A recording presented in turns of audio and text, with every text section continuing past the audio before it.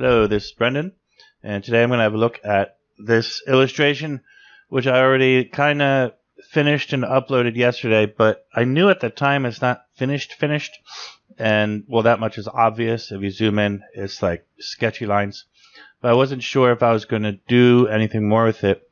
So actually, it's because I like it that I don't want to leave it in this state that it's in right now. I previously had it on many layers. The color is on many layers. I do like that the sketch, which that's kind of hard to see, isn't it? Let me see if I can add a layer real quick and give it like one of these. Right. So maybe you can see that a little better. Whoops, where is... Yeah, I just want to flip it to make sure.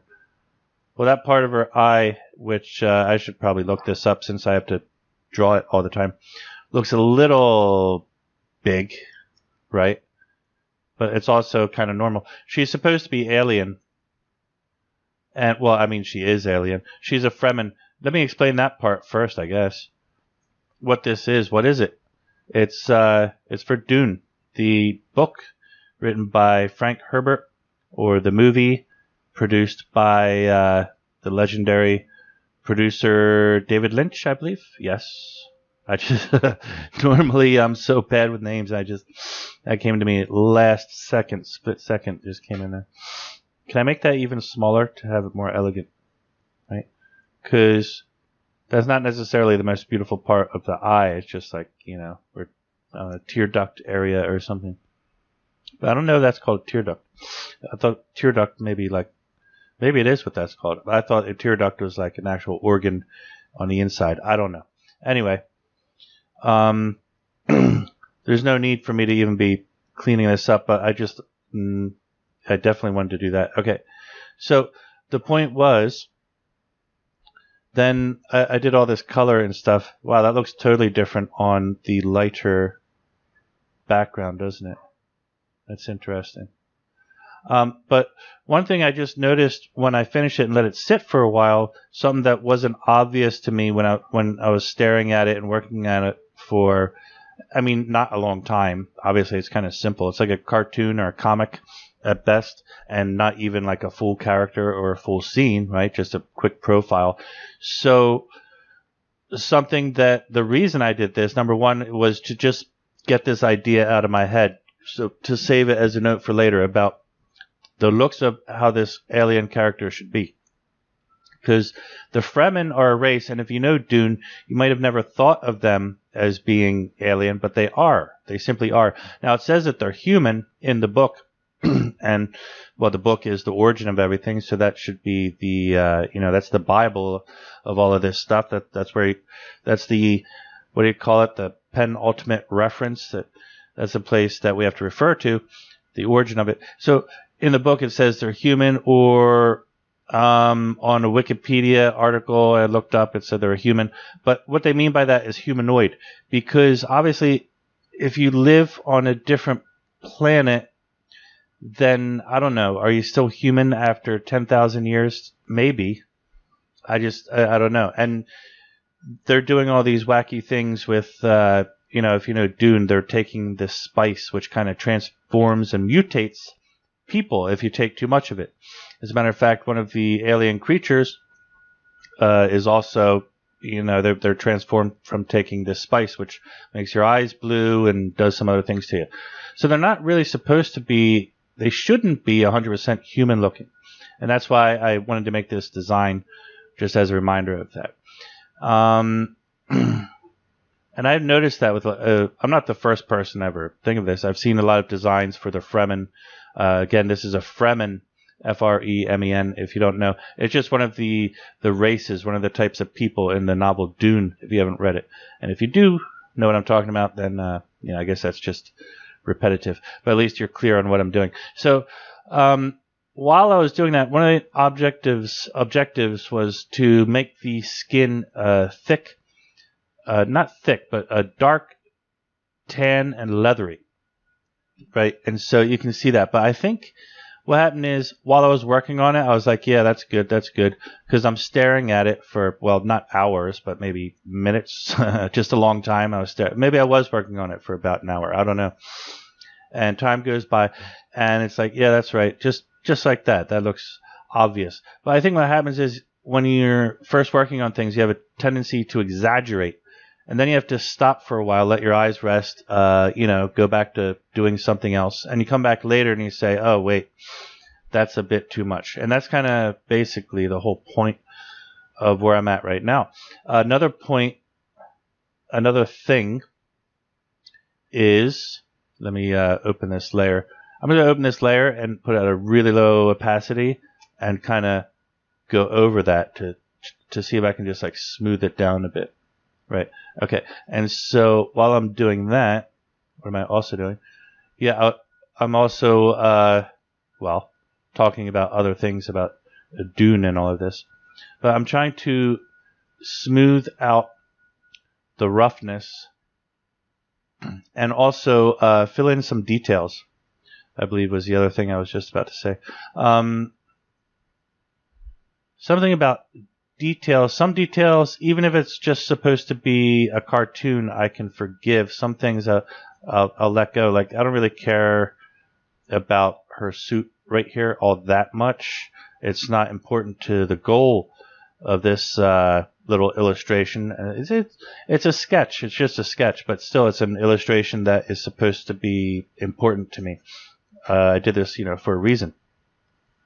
And so with all of that in mind, there are some details that I want to clean up a bit. Something like the first thing that people look at when they're looking at this is what you might call a portrait, right? It's just the head is what we're focusing on. And we happen to add the neck and the shoulders because it helps to complement the face. So we just want to see what a person looks like, what their face is like. Perfectly normal human thing to do, right?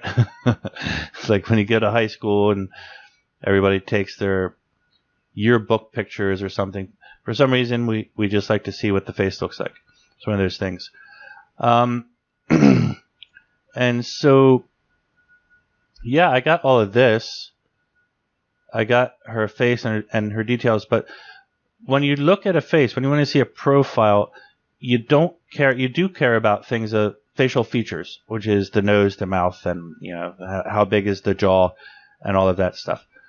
But you might not care too much about whether or not they're wearing a bow tie, or you might just want to know, if they're wearing a bow tie, because that does tell you something about the person, right? It's enough to give you something about the character.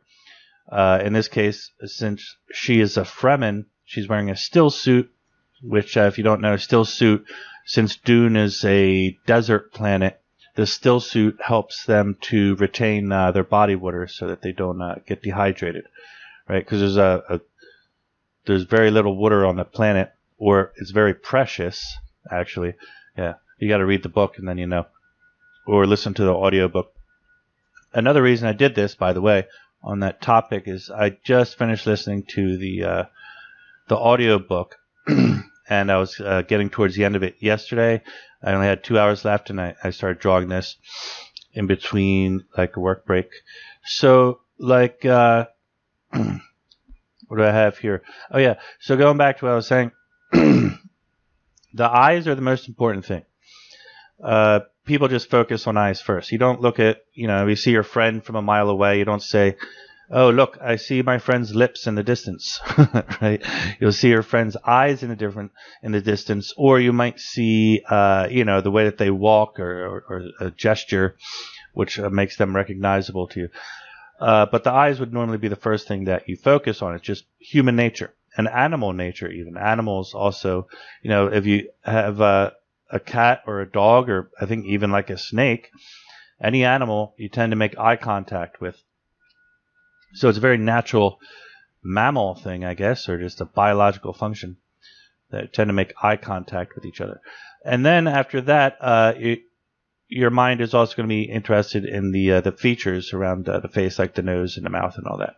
Now, it's enough for me that that's all, I guess, as good as can be. Well, not at all. I mean, you can zoom in here, clean up obvious, very sloppy. It's just sketch, you know. But then you have to question like the hairline and stuff. How disturbing it is. Some people care a lot about hair, and so if that's the case, you know, I don't want it to look horrible or something like that. Just clean enough that it's plausible and it doesn't make people, somebody who might have said, "Oh, that's a nice illustration," to have them not, you know, have them change their mind and not like the illustration because something is done poorly enough that it actually causes them to make that decision. So, you know, just clean up some things like the hairline and this and that. So I already did that with the face. I already did like step 1. I think that kind of helps. Now I want to see what this layer looks like if I change the mode to overlay. Right, now turn it off, turn it on. So that's totally, completely different overlay. I still need to figure out a bit of overlay. I don't even know where that comes from. A lot of layer modes are very obvious because they tell you what they are. You know, whether it has to do with light or shadow or something like this or transparency. But the overlay layer, I don't know exactly what it means. I have to look it up. I use it a lot. I just don't know. Okay. So that's that. What else do I got? I'm just looking at it while I think. If it's, yeah.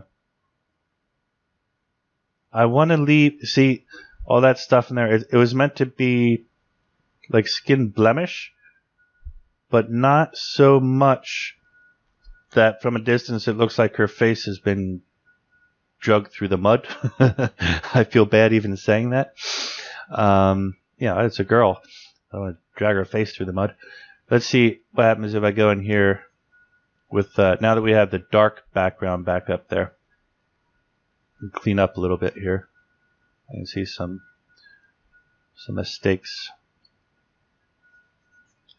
Some of this maybe not very important. I think that's better. It's also lighter. I didn't intend for her skin to look so dark. It's supposed to look leathery, right? And it doesn't necessarily say in the book that these characters are like black skin, not like African black, but it does say they have leathery skin. Now the reason for that would have to do with probably the aridness of the planet that they're on. And so with that, skin would be leathery. So I'm trying to be so it's like step 1, I'm just trying to be realistic, and I'm trying to be creative and realistic and design this character, right? That was step 1. And then step 2, which is coming, you know, this is all the way back from yesterday. I started with that. Now I'm on to step 2. I like how that looks. I might even, you know, I can experiment and put the opacity up all the way down, somewhere in the middle, and find a sweet spot. Yeah. If I put it down here, I think this is about where I had it. I like that original darkness and the deep color. It almost looks like one layer of skin is not there, and then when you put this on, it's like, you know, the final layer of skin, which is cool. There's a bit of translucence to it, which is good for representing human skin, or just skin in general. Well, I guess human skin. I guess other animals have skin too. Did I get that to the right? Let me see. Might want it a little bit lower, yeah. Just to fit the mood and the color there.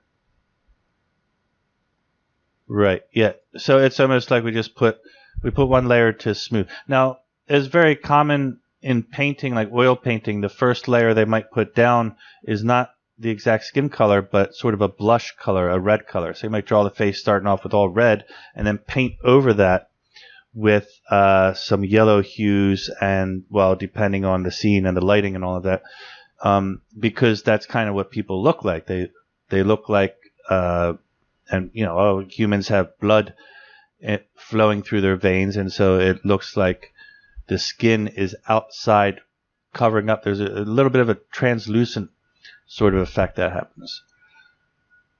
So it's good if you have multiple layers, like I was just doing there. and the layers start off with a redness or blotchiness underneath, and then build up to the ultimate skin tone. What tone it or hue, tone or hue. I use the word hue for color and value for light and shade. But I love how her lips just came out, what I just did right there. That was a happy accident. I'm not flattering myself. You see how they came out kind of like perfect angles? And the fact that when I zoom out, that actually kind of works. Yes, I like that. So this can take an enormous amount of time for me. Let me emphasize that. Being, that I am who I am. I just figured out sometimes I was trying to make a video and I can't add a layer in GIMP. If you're a GIMP user, this might be interesting for you. Or I could add an extra layer.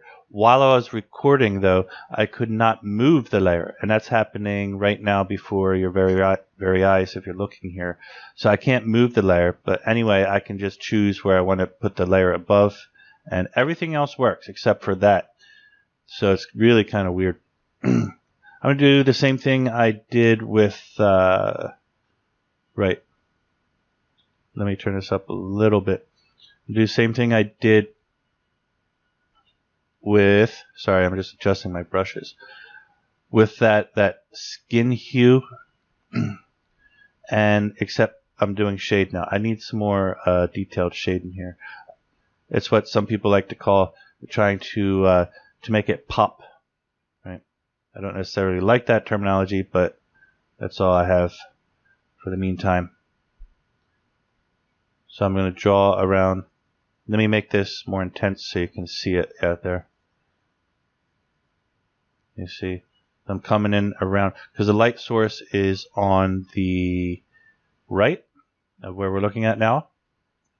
And so over here on the left, it should be shade.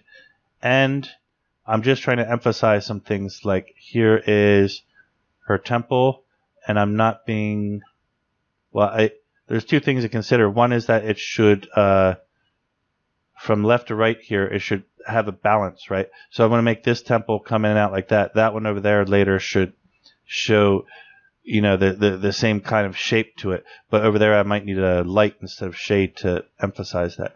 So, or I might even need to change the black lines there, the contour line, to represent that accurately. And so for now, here's what I'm going to do. I'm just going to draw it like that and leave it.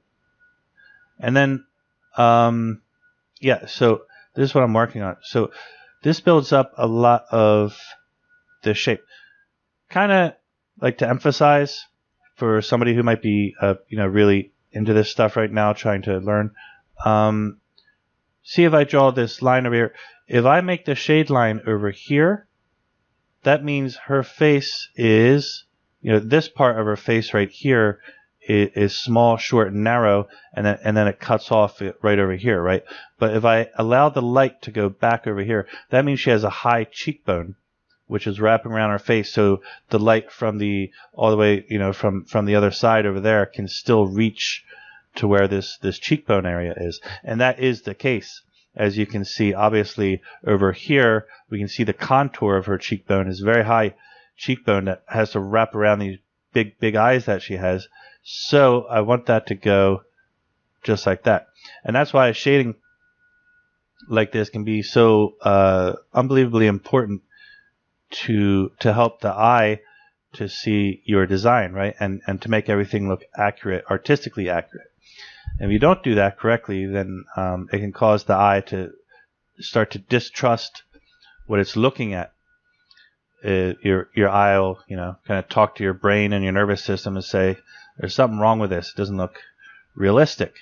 Well, now if that happens, then that's where we start to say, there's something wrong with the quality of the illustration. And we don't like that. So I'm going to leave some areas open over here on the side because there's supposed to be another light source coming from the left side of the page, and that will fill in some areas. Sorry, I meant to say that will that will make some areas light up, especially in the corners here. And that's usually just I mean, it's like a fake effect. You don't really need. You do need reflective lighting in most cases, not 1000% always. I know some people think reflective lighting is like religion, but if somebody is actually floating in outer space, for example, which is ridiculous maybe, but I guess long story short, the point I want to get to is that there can be situations where you don't necessarily need reflective lighting. All right, it's not like a rule of thumb. The thing is, there are many cases where it's nice. It just, it's convenient. It's nice to have reflective shade when you're drawing something because it makes it so much easier to just get a nice result out of your drawing. It looks more realistic. It gives something more for the eye to look at. And it is kind of realistic. There. See, I changed the contour now over here so you can see there's that dent that comes in right there. It's almost, I'm trying to hope it lines up with the dent that comes in here so that way we can feel a universal shape of her eye. And if that's the case, whoops, I believe this part maybe should be wrapping around like that a bit more because it looks like it is over here too, yeah? Maybe? I don't know. I had to get back to my shade layer here. First, since I changed that area there, I need a little bit more color behind here. Right. Now I can get back to my shade layer with black and continue to build my shape here. So eyes come in a little bit. There's a tricky spot. The light is coming down this way. Right, it's coming down this way. So it won't be hitting in there, but it is kind of here and close to the crease. It should kind of get like that, I hope. I think that's about accurate, yeah. And it looks like she has, I don't know if there's a nice word for this, but usually we call it bags under the eye, right? Which it's not a pleasant term, but it's an accurate term. And I like that look. I like bags. I think people with what we call bags under, you can call it the bottom eyelid, right? So it is actually, and you have a top eyelid and bottom one, and they have eyelashes also on the bottom that people don't notice as much, I guess, unless maybe you're a girl who does makeup and you think about that more often. But usually we say the word eyelashes, and the first thing comes to mind is just the top eyelid, the eyelashes of the top eyelid, right? In this situation, what I'm trying to get at is that she seems to have emphasized a bottom eyelid. That's all. So I kind of like that look. Let me lock some layers to see if I can flip this. What kind of results am I getting? I don't like... I think maybe the bottom eyelid is a little too emphasized. Now, being that she's supposed to be alien, of course I can say anything, do anything I want, and just be like, it's supposed to be like that. But, I mean, well, the other question is, does it look good or does it just look weird, And I just think that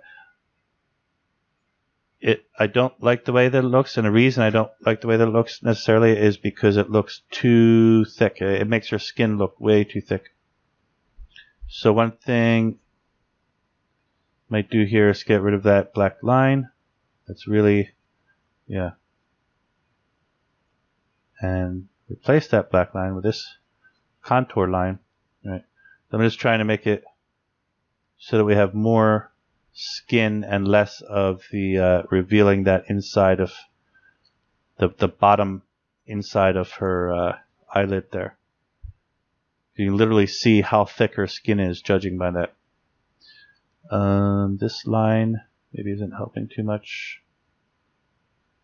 Right. Yeah.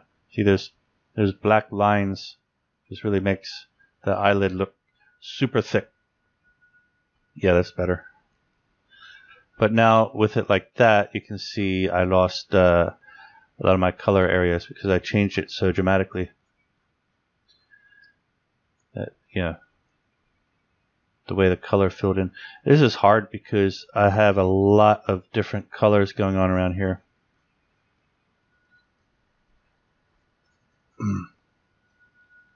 And so, as a result, yeah. See, the eyes are so important. They have a tremendous effect on basically everything. The way that the final look of everything. I mean, you can even just draw perfect eyes and then the rest of the entire body. It's not like I recommend this, but if you had really beautiful, perfect eyes and the rest of the body and the face were a little strange or offsetting, I think you might get away with it as long as those eyes are really good. They mean so much. So I want to keep a line here, but not as thick as it was before, by far.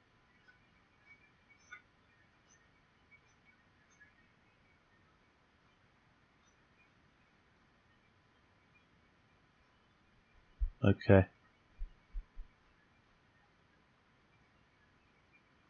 That'll work. Yep. Sorry for little silent pauses, but had to get deep in thought there. Actually, maybe it's good that that bottom part there is kind of erased for this reason. Yeah, it'll look like the light, the shininess of the light is blocking out certain areas, which is good. Okay. Yeah, that works. Right. So let's get back to the color layer here and fix up some of this stuff. Is that correct? Yeah. That's about right. And I could go on with detail all day with the eyes. You can just zoom in there and, you know, there's the iris, which is the part I'm drawing on right here. The iris is the part that has color. And the pupil and the way that the light interacts around that area, the way that the light reflects. If you have a good, healthy eye and you're getting close enough, it's usually reflective enough that you can actually see, like a mirror, what is behind the person in the eye. And that's why sometimes you see like my white lighting here for the eye is kind of like wiggly, right? I'm doing that on purpose. It's not an accident. I'm not like, you know, sloppily just throwing lines around. The point behind that is that, you know, there might be some buildings off in the distance or something. So it's not like a perfect, what do you call it? Office light. What do they call those lights in the office? Like the fluorescent light, right? I was thinking there might be some building or some structure in the background and making that type of light. Or actually, the actual thought I had is that the actual thought I had at the time, I don't know how many actuals I just went through, but the actual thought I had at the time was that she's in a cave because that's what Fremen do. That's why I designed her as she is. So she should be in a cave. But, you know, the cave has like a doorway, and that's where all the light is shining in. And so it'll seem like a very bright white light in this case. Maybe, you know, it's high noon or something. So a lot of light. I think this looks very different from how I started. One thing that I seem to not be able to fix for the life of me is that the eye on the left, currently looking on the left here, has it's like squinted. Looks like she's squinting her eyes a little bit, and whereas the other one just doesn't look like that. So it's a little unbalanced, and I keep struggling with that. I think part of the reason of it is because, well, first of all, her eyes are going in a downward direction. They kind of have a cat-like look to them. And her eyes are so big in comparison to the rest of her head, it's hard to fit all of that stuff in there appropriately.